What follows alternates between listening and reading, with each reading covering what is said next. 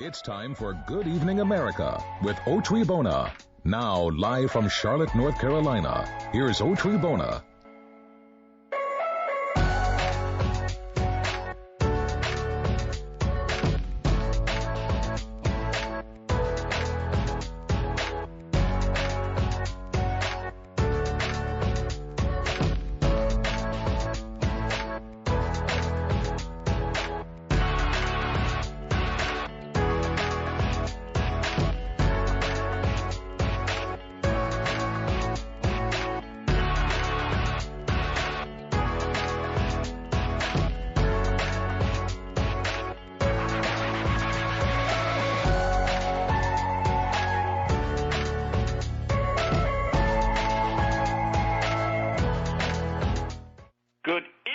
America with Bonna.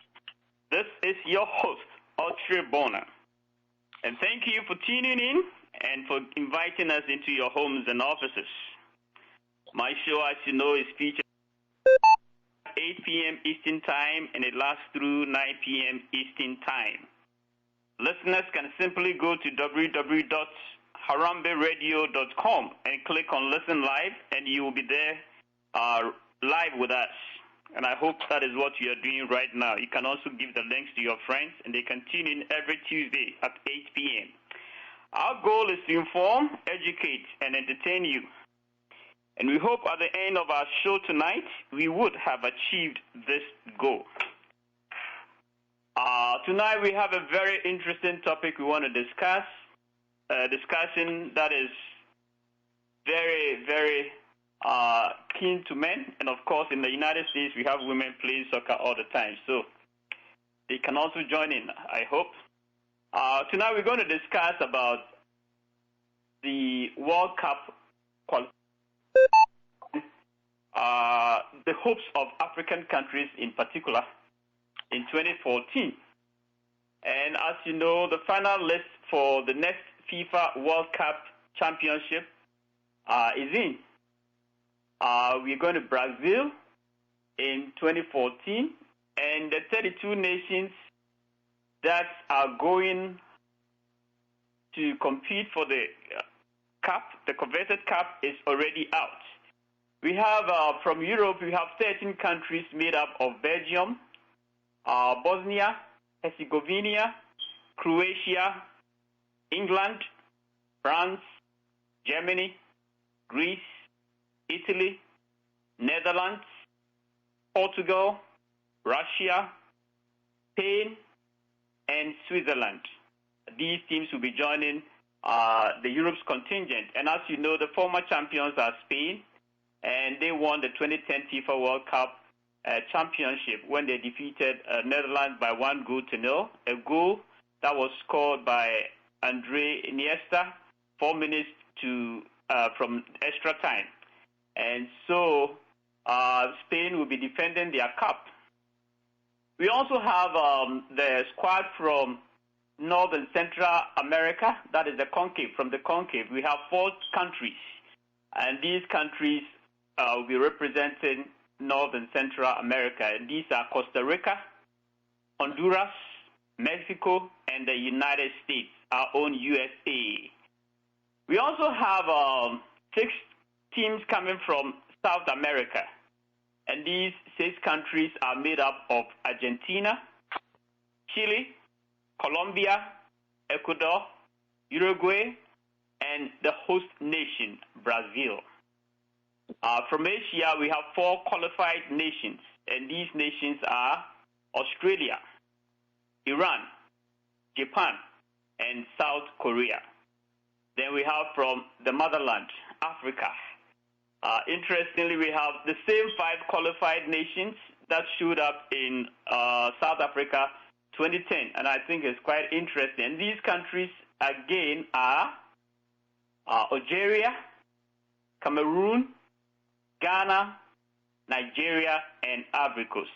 So these 32 teams will now be slotted into 8 4-team groups for next summer tournament.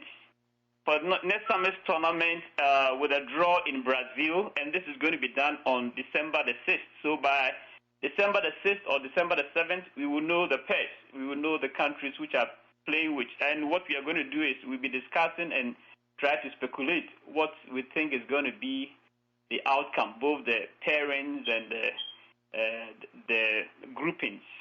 And with me tonight, I have a very, very wonderful guest who are very knowledgeable in sports, in soccer. They've been following it, so they are going to give you the best of the best. And I have with me tonight Dr. Arthur Kennedy, and I have Mr. Kwame Boafo also with me.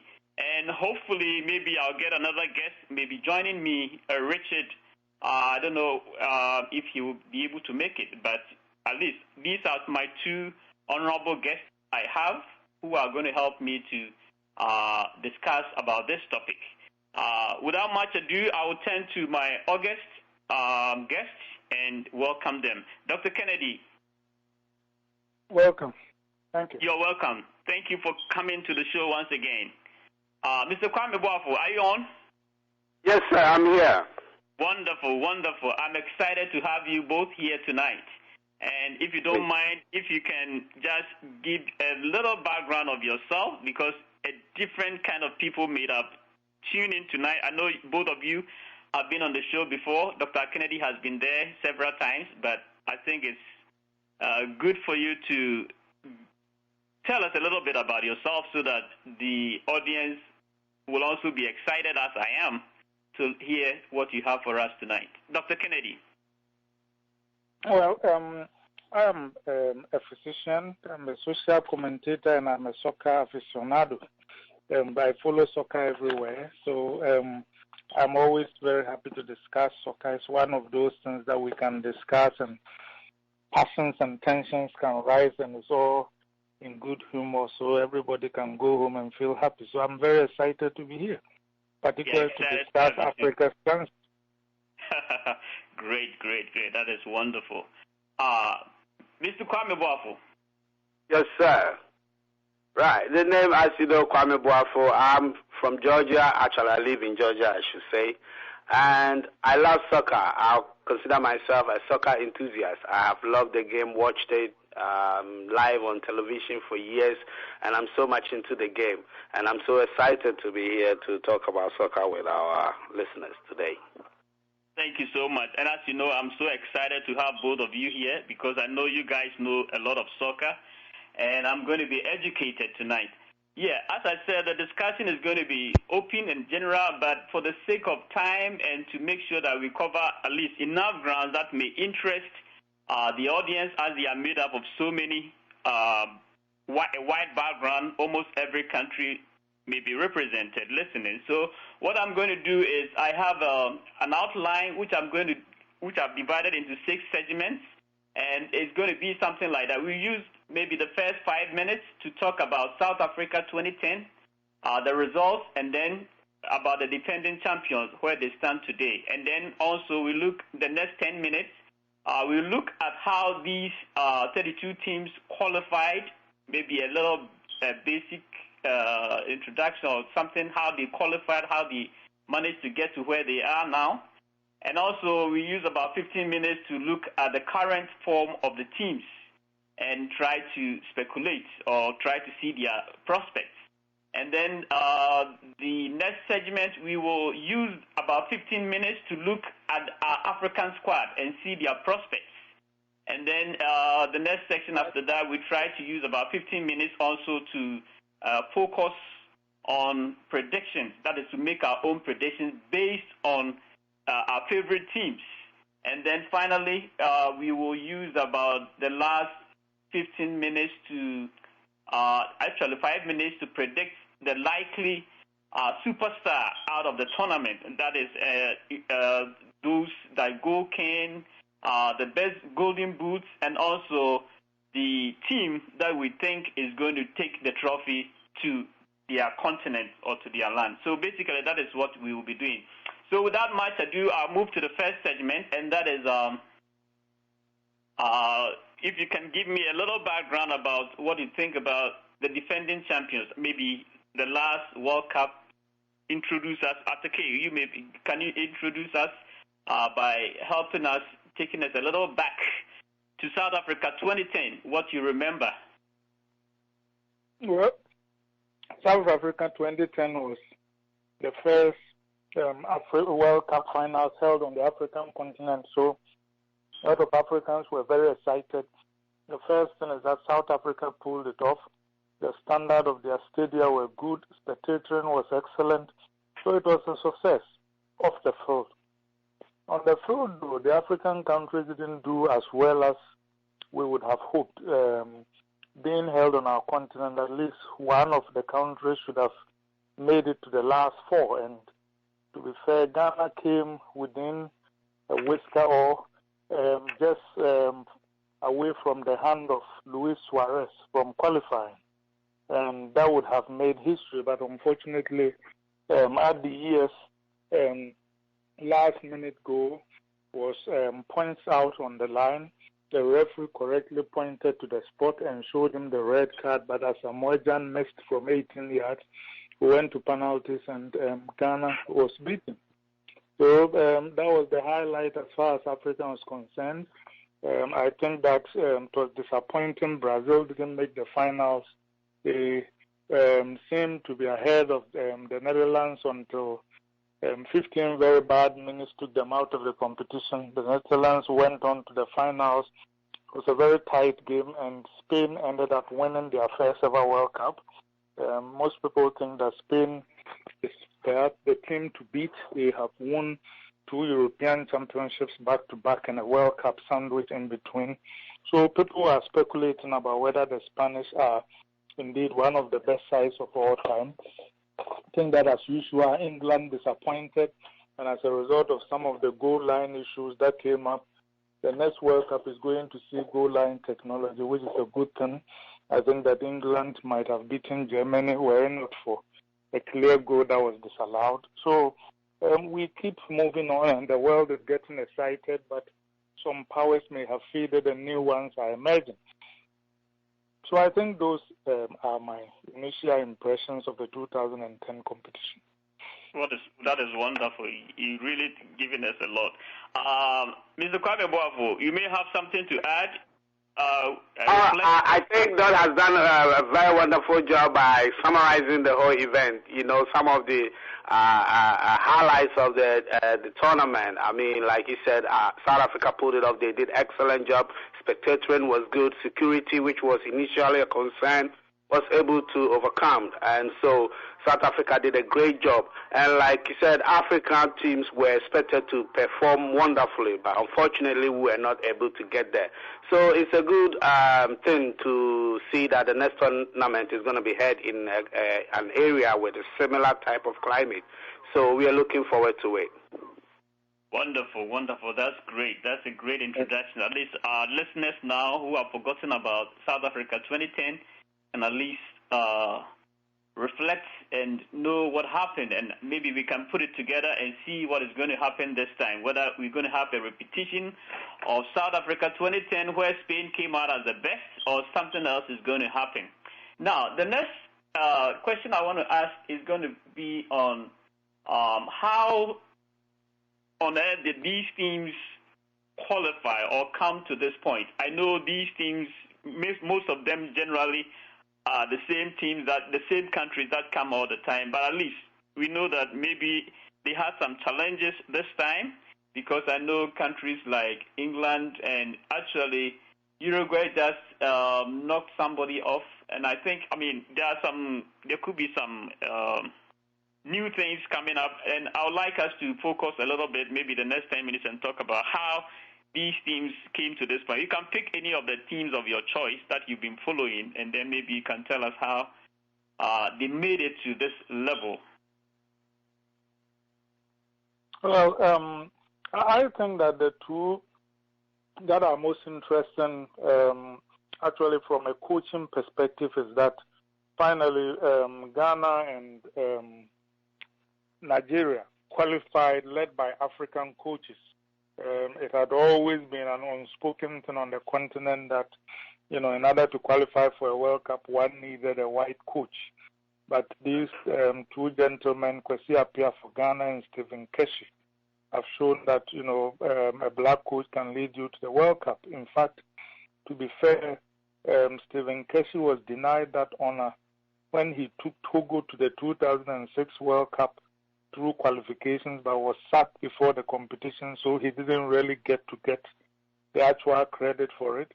So it is good. Moving out, so I think that the African countries that qualified are probably quite strong. Most of them coming from West Africa. It seems like now the power center is shifting. Zambia, as they say, flattered to deceive. They started their eliminations very well, and in the end, they fell to Ghana. Egypt seemed to be a powerhouse on the continent, but they just can't seem to get to the World Cup. And this time, too, they got humiliated by Ghana in the first leg before a first 7 win. But I think that my match of the qualifiers was the playoff between Portugal and Sweden, which matched Cristiano Ronaldo and Ibrahimovic. First leg was won in Portugal by the Portuguese 1-0, Ronaldo getting the goal in dying minutes. It was expected that Ibrahimovic would respond. He did, put the Swedes ahead. Then, they considered the first goal through Ronaldo. Then Ibrahimovic came back, leveled, and then put them ahead before Ronaldo hit 2 more goals that people think they have sealed the Ballon d'Or from him. That was a very good match. France went down 2-0 to Ukraine away from home. And then at the start, the France managed to turn it around 3-0. Then Uruguay managed to go through Jordan. It's like Mexico had to beat New Zealand. So the usual suspects got there, but I think my pick of the qualifiers will probably be the playoff between Sweden and France. Wonderful. That's a very elaborate and detailed analysis you've given us. Mr. Kwame Boafo, what is your picks? Right. This qualification has been very intriguing, I should say. The one match that it was very, very interesting was the Sweden-Portugal game, where we're going to decide which player we are going to miss in the World Cup, being Cristiano Ronaldo or Ibrahimovic. And unfortunately, we had to lose Ibrahimovic and then have Cristiano. That was an interesting game. Also, when you look at Africa, it was unfortunate when you look at certain teams, like how Burkina Faso was not able to make it after an impressive African Cup. You know, Burkina Faso is actually the team that knocked out Ghana, and they have some incredible players in their squad, but they were not able to make it at the expense of Tunisia or Algeria, right? So one thing I want to say about the qualification is that maybe we look into the allocations for the various teams, talk about the representation in terms of teams. Sepp Blatter came out to talk about Africa being underrepresented in the tournament. This is not something new. He has talked about it before. He was criticized for saying it because he wanted another term in office. But it's rightly so. Africa is underrepresented. When you look at the quality of some of the games, some of the qualifying games, you realize that some of the teams had an easy sail through. Talk about some of the European teams. You know, they had a walkover with some of the teams. Most of the teams, their standard was not very good. I watched Mexico and New Zealand, and I realized that the performance of New Zealand was very below par. You know, and most of these teams, which are not very good, have the chance of representing in the World Cup. And Africa has a lot of teams, countries that are playing good quality soccer, but they are not able to get to the top. One example is Gabon. Gabon is a very unfortunate team in Africa. They should be in the World Cup by now. They have not been successful. They have not been lucky because most of the time they are paired with Ghana and they get knocked off by Ghana. So they never get a chance to get to the top. So I would like to note that in the case of African coaches helping the team, Ibrahim Tanko, who happens to be the former player for Borussia Dortmund, is also in the technical bench of Cameroon. That actually helped them trounce their opponent 4-1 in recent game. So with these 5 teams going to Africa, we have almost 3 African coaches in the squad, which is very, very impressive, because I believe that if teams have coaches who can actually connect and link with them, they are bound to succeed. That is very, very interesting, and thank you so much, Mr. Boafo, for the analysis. As you said, so we actually have something to say, that is in terms of African coaches, because I know it has always been a debate where they think anytime Africa is playing any international tournament, even among African countries, we always have the impression that we have to get a foreign coach, and they've always been using foreign coaches. And as we rightly know, there hasn't been much outstanding performances with these European coaches per se.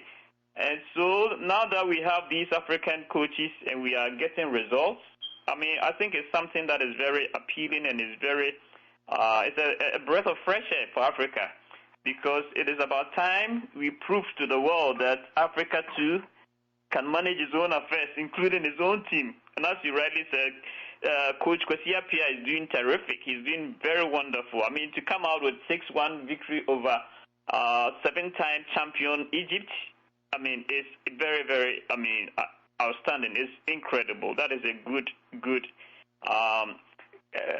performance over there, and I think he deserves every kudos that we can give. And as you rightly said, the same thing goes to Stephen Kissy, the Nigerian coach. It's very important. It's very important that we note these things and highlight them, because we need to encourage our local coaches so that they can also get to where they need to get to, because given the chance and given the opportunity, they can get over there. And just like Mr. Boafo said, Cameroon to have somebody on the bench, technical guy who is helping. Yes, Tanko. Yeah. And they are helping Cameroon. And with all this, we have a solid team, because these teams that are coming from Ghana are very solid.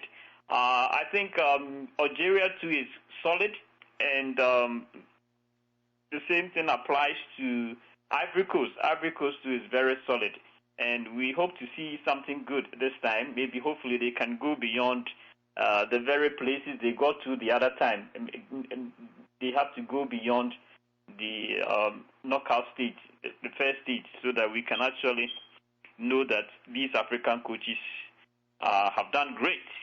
On that note, we continue on, and then I want us to...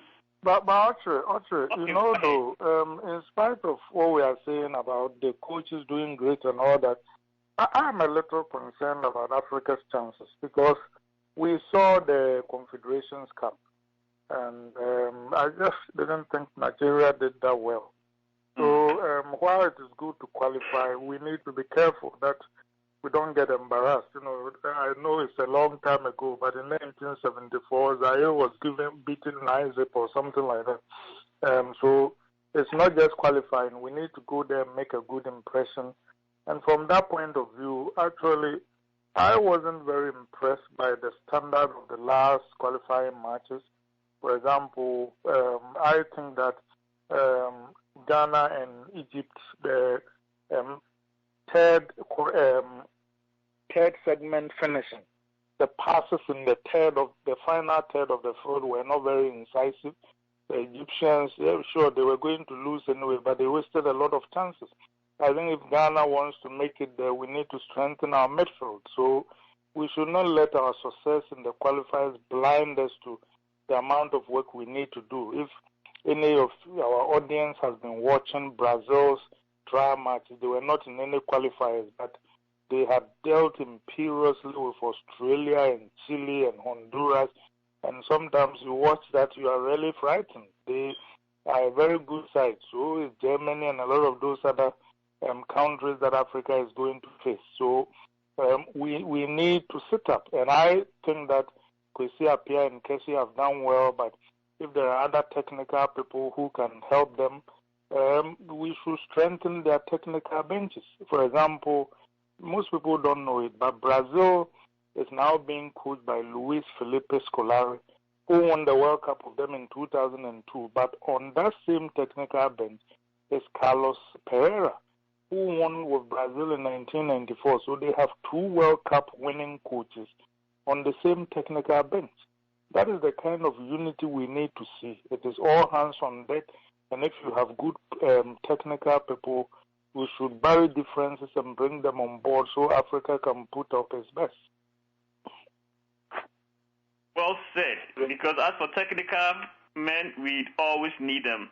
And I think you've made a very big point too. We don't have to rely on our oars and then get soaked in for what we have done because we've beaten Egypt 6-1 or because Ivory Coast was able to beat the team 4-2 and all that. We have to know that we are going to the world scene, and these are top-class teams we are going to play, and we have to be careful we don't get disgraced. But I'm sure, given the technical help, I think Africa can go far. Mr. Boafo, what do you think? Yes, just to add a little bit to that, that's very, very important. We need the technical expertise to be able to sail through in these games. But I can give it up to the people like Okyere, Edward Ansan, and Yaprokos, who have been on the technical bench of Ghana so far. I would say they have delivered as of now. I mean, they have been able to qualify us to the World Cup. They have been able to reach the quarterfinals of Africa Cup, which is what we always do with these foreign coaches. So I just want to believe in them that they can deliver on the day. Football is about motivation. And if we consider the Egypt game, you know, Egypt played with a different sort of adrenaline. They were at home, they have been humiliated, and in football that plays a lot. The psychology plays a lot. I mean, Ghana, they didn't want to risk a lot, knowing that we were in a good position. So I would say that, good. Where we have been so far, I don't think we should reshuffle the technical team. Or make any adjustments in that, because it may cause some confusion, conflict of interest and all that. I think the team is harmonious right now, especially the Ghanaian team. And most of the African teams, they have qualified, they know their coaches, they know their team. They just have to take advice and implement it, and I think we should be good. Lastly, about the issue of the local coaches, I have been one person that I have always been discussing the issue of a local coach compared to a foreign coach. And we thank God that we have local coaches right now, because when it comes to think of it, I don't see anything that the foreign coach can do that the local coach would not be able to do. And having the local coach has a lot of advantages compared to the foreign coaches, which we may talk about that one at a later date. But one of the advantages is just the identification of local talent. You know, the local coaches, they live in the country, they watch the local leagues, they can identify local talent. And when we compare the era of these Jukovic and all those foreign coaches, they were using the materials that were already available, the materials that were in Europe and all that. But with Okyere, he has been able to identify some local stars, Akamenko, and players from different areas who are performing very well. So we know that even if our foreign players are not able to deliver, we can rely on our local players to do the job.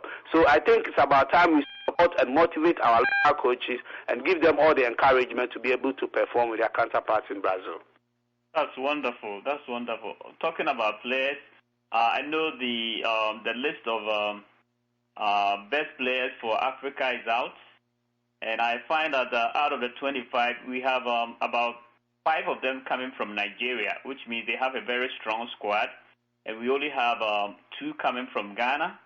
And we have, how many do we have from? We have Ivory Coast. We have 3 coming from Ivory Coast as well. And Algeria has 2 of them. But we don't have any from Cameroon, which we can talk about later. But I was a little bit worried that Cameroon has qualified and we couldn't get even one of them coming from Cameroon to represent Africa in terms of choosing the best players. I mean, the nomination is only 25 people have been nominated, but I was expecting a Cameroonian to be in. But anyway, that is beside the point, and we come back to that. But before then, we are still on the performance of the teams. And I think the only best way to look at the performance would be to look at the FIFA rankings of these countries. And I know the last updated FIFA ranking was 17th October. And I believe the next one is going to be out on the 28th. Today is, that is after Thanksgiving, is going to be out.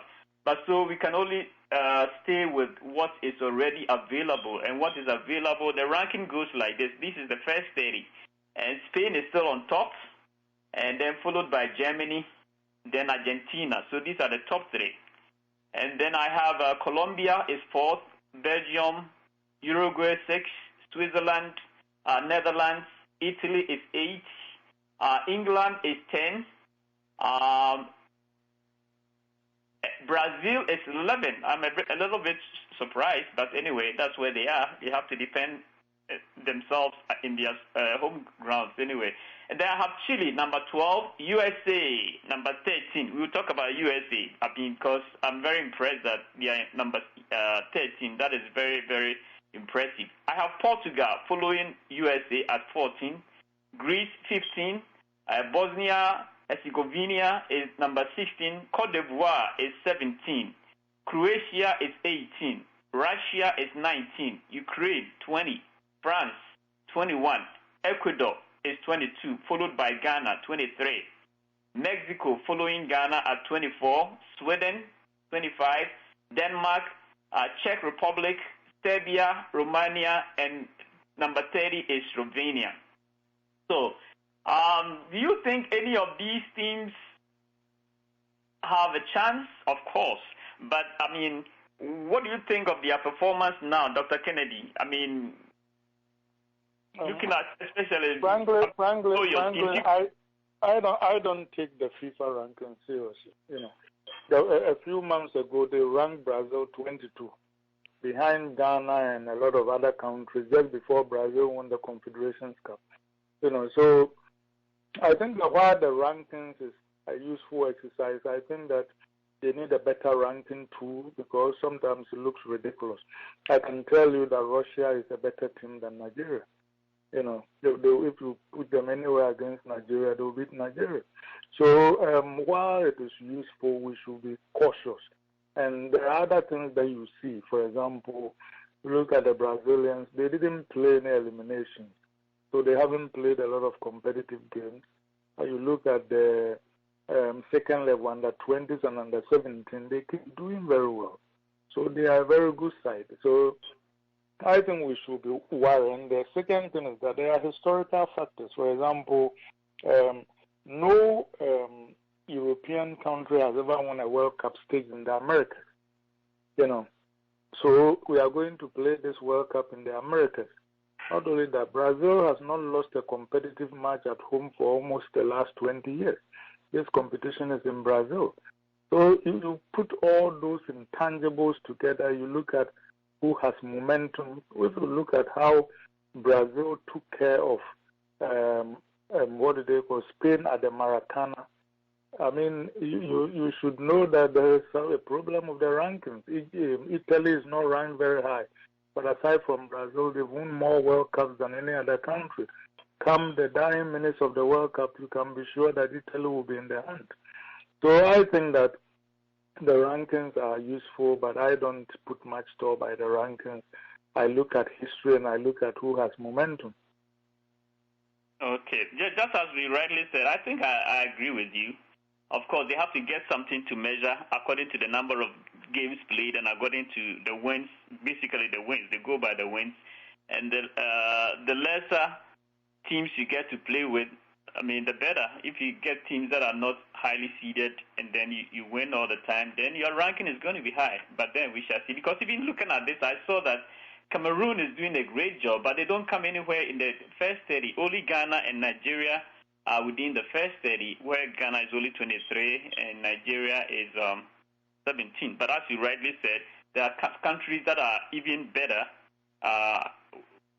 but they are still below some of these teams which they can beat. But that is, I mean, what we have now.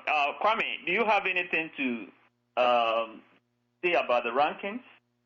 Yes, like you rightly said, the ranking is always not something you can go by based on the criteria they use. I think it's a confusing criteria. Look at United States of America on 13th and Ghana on 23. Compare these two countries one-on-one. I mean, it's a country that we have eliminated from the World Cup. I mean, every time we meet them, every time we've met them, we beat them. So what is the rationale behind them being ranked higher than us? So I think the whole system is not very accurate in terms of representing the countries. And like you said, we just have to have something to go by, so we will take it as it is. You know, I believe that football is what happens on the day. On the field of play is what determines that. And like you said, we're going to come with a whole different ranking again. I mean, Brazil is going to be a whole different ball game, and it's not going to be based on the rankings over here. Like you said, they came out with 25 players, and Cameroon didn't even show one player. But I can tell you, Cameroon has some good quality players in their squad.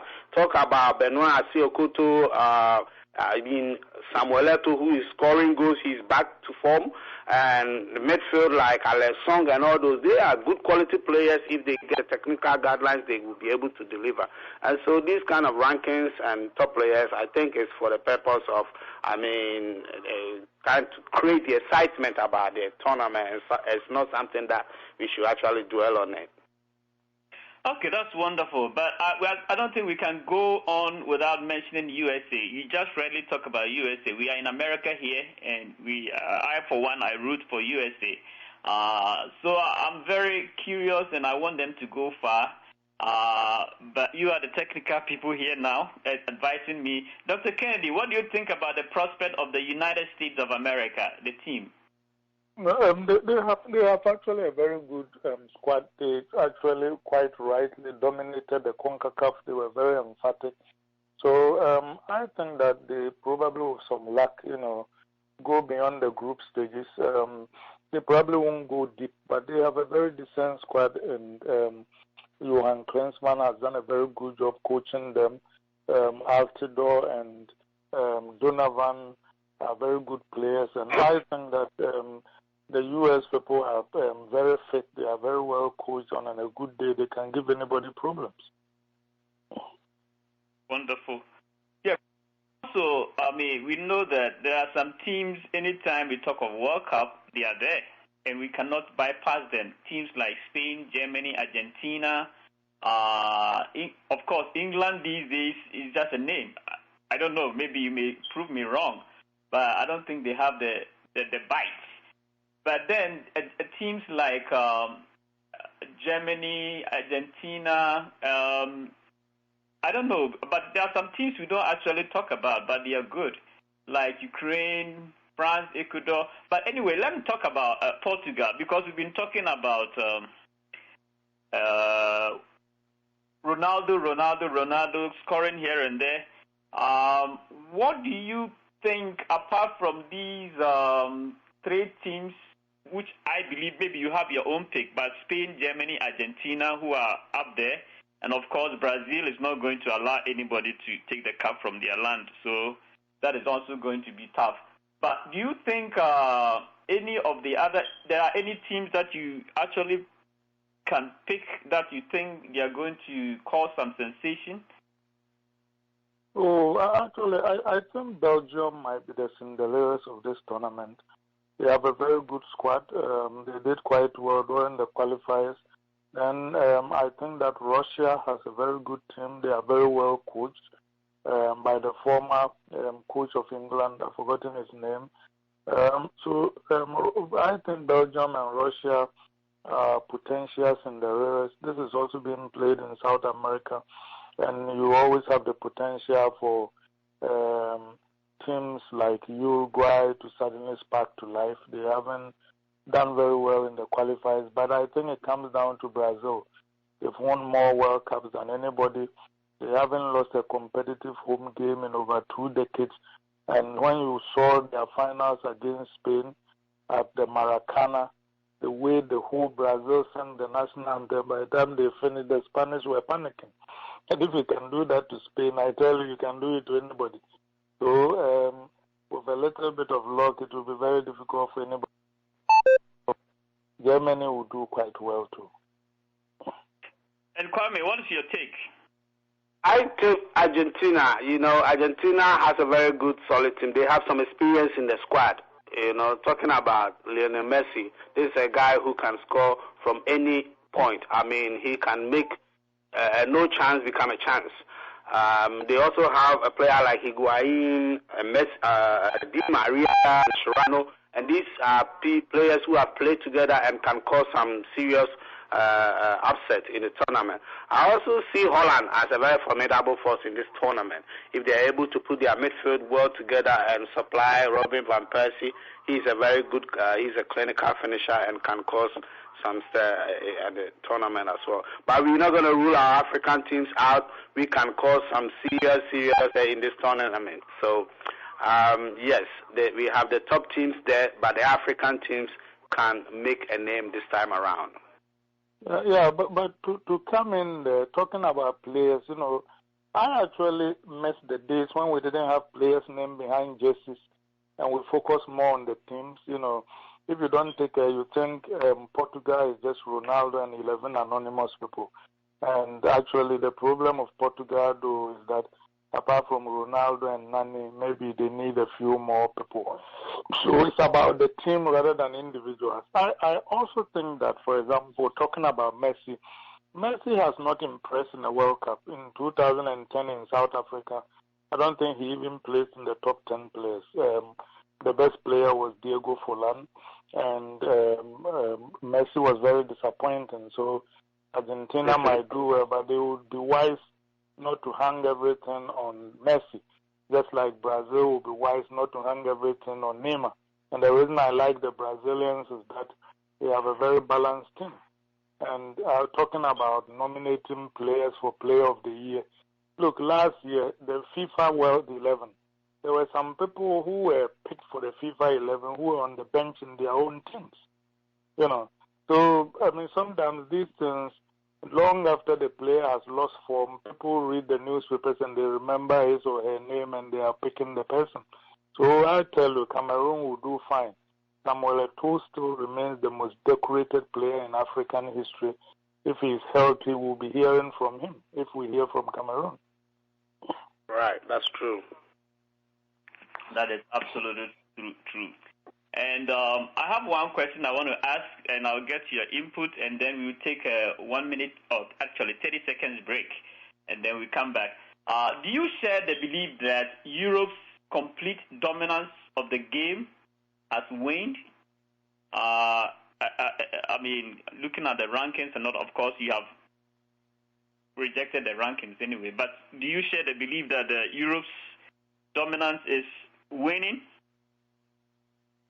Europe has never had complete. Yeah, let him begin. Okay. Come in. Why? Okay, you want me to input here. Well, Europe has done well because of the influx of foreign players that has actually helped their local leagues and that. But talking about the national teams, I always believe they have been at the advantage side, and it's not really working for me. It's not really winning for me. I think if all the continents are given the same level field of play, more teams will be able to compete with them, and they won't be able to dominate as they are doing right now. So I think we need a level. Dr. Kennedy. Yeah, I think that the dominance by Europe is overdrawn, though. I mean, we still have Brazil winning more World Cups than any other country. We mentioned Argentina, so there are a lot of very good South American teams. I think the European dominance is in the leagues. And the reason they dominate in the leagues is that they have money, so they can, in effect, they have become a magnet for all players around the world. People say that there's a new form of slavery going on. Whoever is good in Africa or Latin America heads to the European League, which, of course, is one of the reasons why Britain's national team is not doing well, because their own players don't get enough playing time in their league. And if you look at that, then it's reasonable. Actually, I think last year, one of the Champions League match days, half of all the goals were scored by Brazilians, even though this was the European Champions League. So I think the dominance of Europe is because of the leagues and it's because of the marketing. I think the Brazilian league is very good, but it's not well marketed. And even if you look at Europe, the German league is as good probably as the English Premier League, but it's not as well marketed. So I think when we are talking about dominance, we should be careful. The Europeans dominate in terms of the leagues, but in terms of national teams, there are quite a few people who can still give them a run for their money. All right. On that note, we take one 30 seconds break and come back. Current events, combined with a knowledge of history and common sense. Good Evening America with Okyere Bonna continues in just a moment.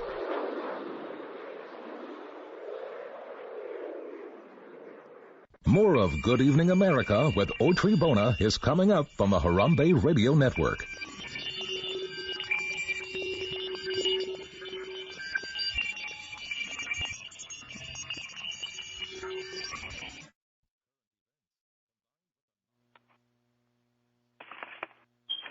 Right, welcome back to Good Evening America. We'll continue our discussion with the World Cup qualifications and the anticipation for Brazil and who we think is going to carry the cup at the end of the day. We've been talking so far about the team standings, the players they have, their quality as of now, and also trying to reflect on history to try to make some predictions. The last part of our discussion, we will solidify these things, especially the prediction, and try to see.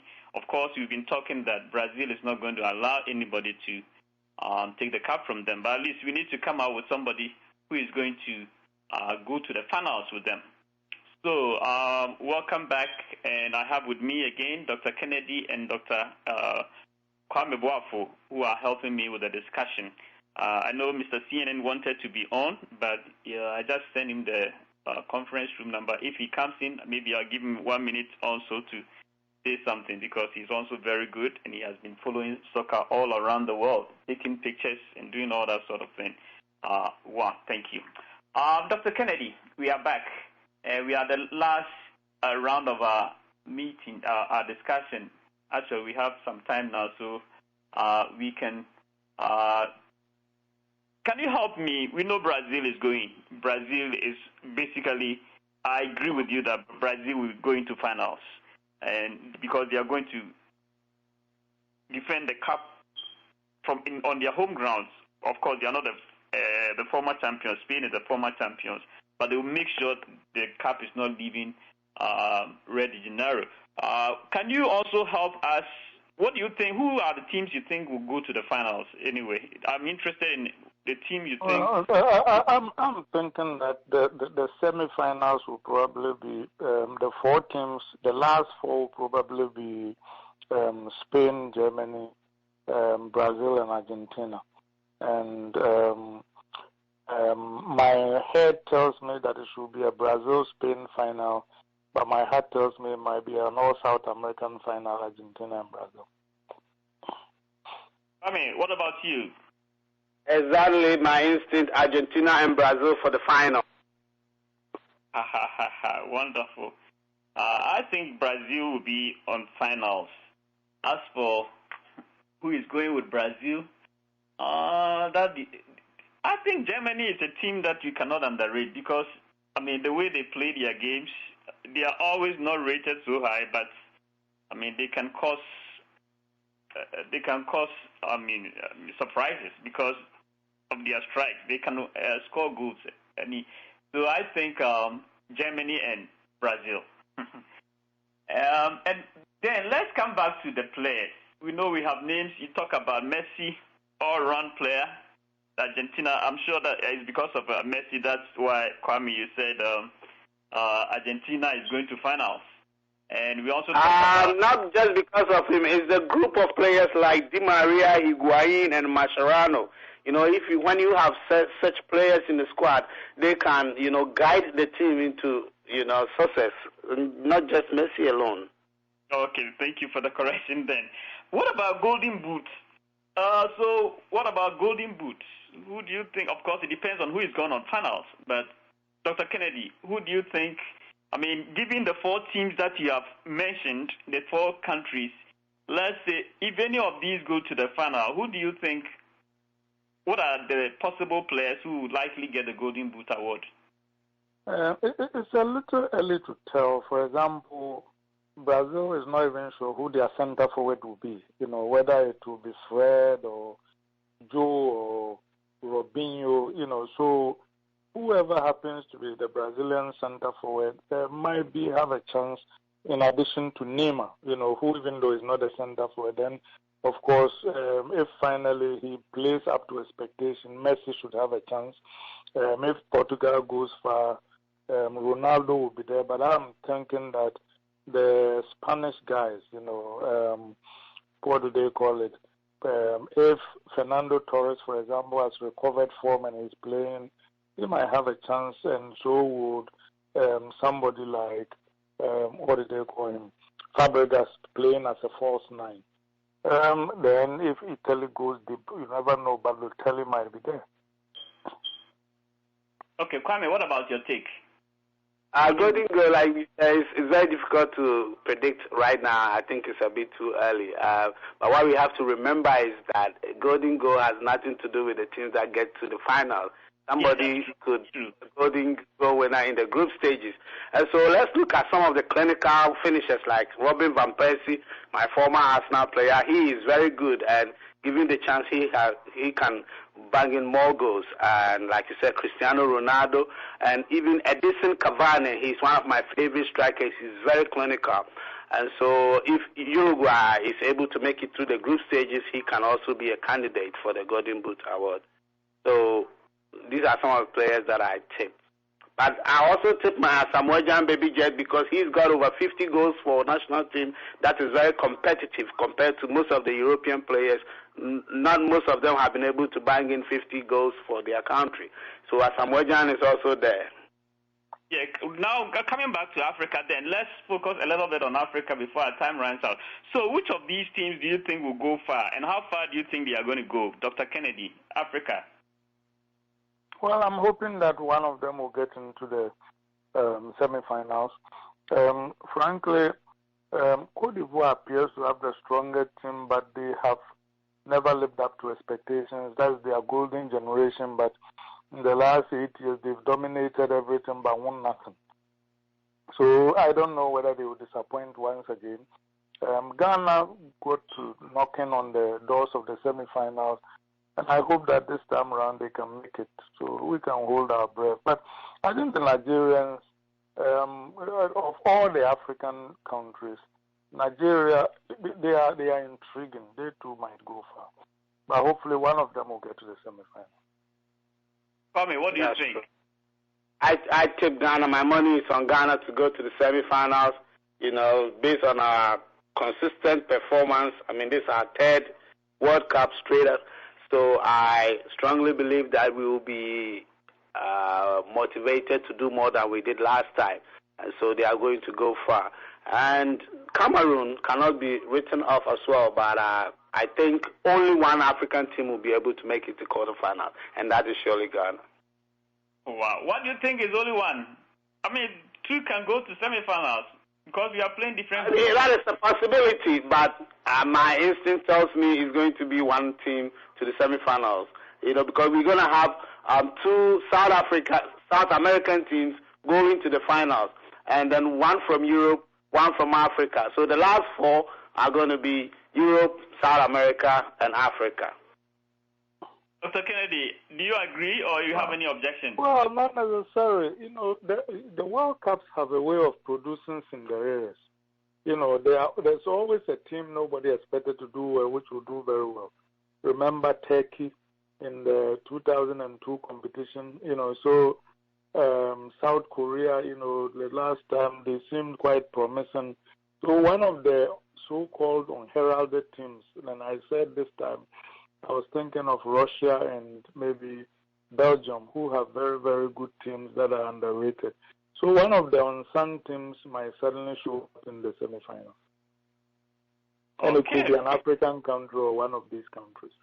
We'll live to see. I also have my banks on Ghana because, looking at their 6-1 performance against Egypt, it has given me a great respect for the team. And I know that, as you rightly said, their performance in Egypt wasn't that so impressive as compared to what they did in Kumasi. But you know that with all the security questions and all those things, it was very important that they show some respect to their former champions, 7-time African champions. We couldn't disgrace them that further. I know, so they had to do something. So I really pick them as the African country that will go far.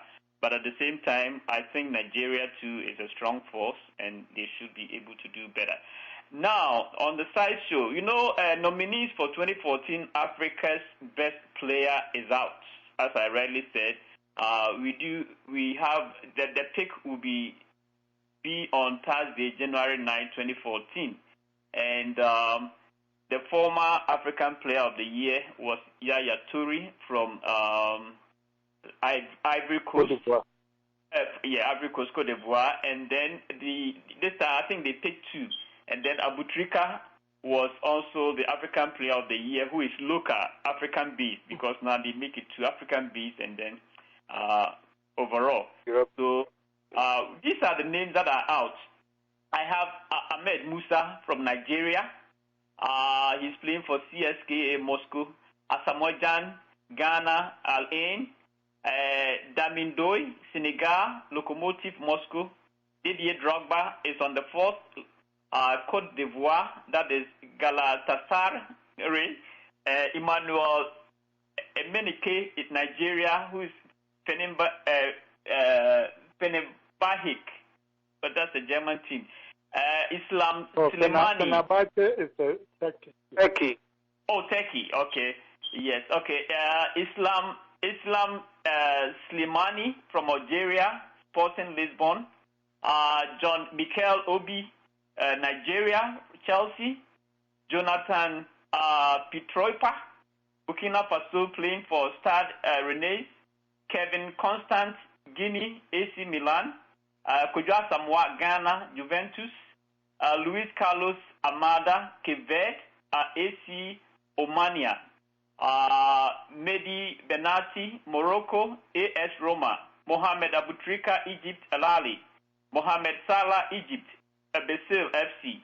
Nicolas Ngulu, Cameroon, Marseille. I have Pierre-Emerick Aubameyang, Gabon, Borussia Dortmund. Ryan Isaac Mendes, de Grassa, Cape Verde, Lille. I have Sladin Said, Ethiopia, Wadi Delga FC. Seydou Keita, Mali, Delian Irvin FC. Sofiani Feguli, that is from Nigeria, and then he's playing for Valencia. Sunday Mba, Nigeria, playing for Warri Wolves. Victoria Wayana, Kenya, Southampton. Vincent Yema, Nigeria, playing for Lille. Yao Usi, Javino, Cote d'Ivoire, also for Roma. And Yaya Toure, Cote d'Ivoire, Manchester City. Now, I want you to predict who is going to win the African Best Player of the Year. Dr. Kennedy. I think one of two people should get it. I don't know which one should get it. But I think Kujua Samoa and Yaya Toure are playing the best soccer of anybody in Africa now. Okay, but they are not on the top. They are not even within the top 5. But anyway, they are going to vote for them, so anything can happen. What about Kwame? Yes, sir. I think Yaya Toure is an outstanding player. His performance for Manchester City this season has been very tremendous, and I think he stands a chance of winning. Talking about Wanyama of Southampton, if you look at the English league now, Southampton is at the top half of the league. Or third or fourth. I think they are third or fourth. And it's down to the midfield maestro. And this is Wanyama, who is doing all the job in the midfield of Southampton. He's working very hard.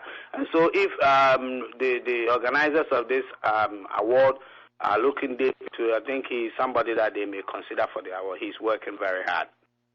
Yeah, on that note, I think our show has come to an end, and we live to see December 6th to see which prediction is going to come true. And Yaya Toure actually has already won the African Cup of best player last year. We know if he's going to continue to keep it. I know Asamoah is picked, but I don't tip him to be the best anyway. He may come as usual as maybe runners-up, I suppose. So on that note, we wish Africa all the best in their 2014 endeavor, and we hope that Africa will make us proud. And also we pray and hope that the United States will also do well. So we are hoping to have a very wonderful time in Brazil, and we know we will smile at the end of the day because all our teams are going to do great. On that note, I say thank you so much for listening and for tuning in. We will see you back next week. And I want to say a big thank you to Dr. Kennedy and Dr. Kwame Boafo. You have been very wonderful. You have really, really, really educated me tonight, and I have learned a lot about soccer from what you have taught me and discussed tonight. On that note, I say thank you so much for making it, and I wish you all the best, and say goodbye and have a very wonderful night, everyone. Good evening and have a good Thanksgiving. Yes, happy Thanksgiving to everyone.